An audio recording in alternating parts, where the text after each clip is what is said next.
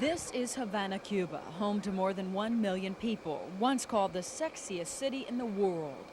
But no more. Today, men, women, even children wait hours to buy food, stand in long lines for buses.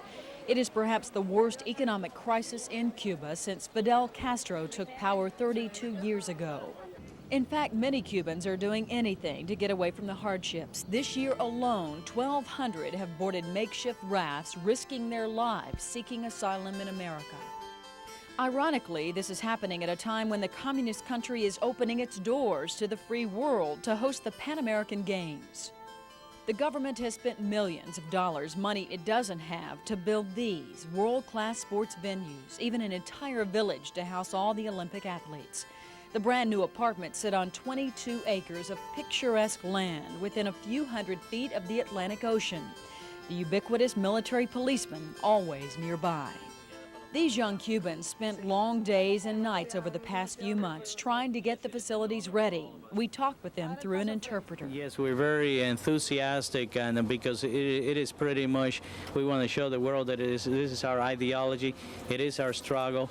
We're young people, and we're very much willing to work, to take a step forward. Workers are spending so much time on these buildings because eventually they'll actually get to live here. It's some of the nicest housing in all of Havana.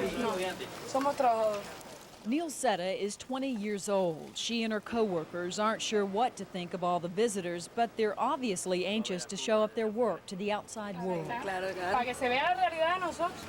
So that they can see the reality of Cuba.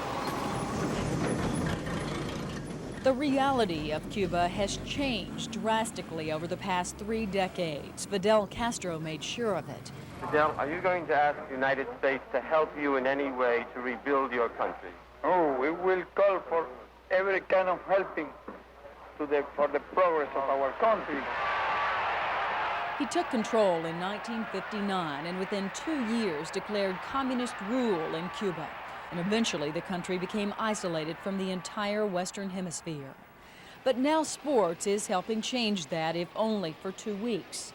These young women play for the girls' Olympic volleyball team. They, along with all the American athletes, are spending time here at the University of Tampa before flying down to Cuba.